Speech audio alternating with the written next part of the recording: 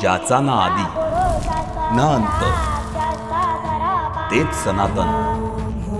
हिंदू सनातन संस्कृतीत समाप्ती नसते, असते ती नवी सुरुवात.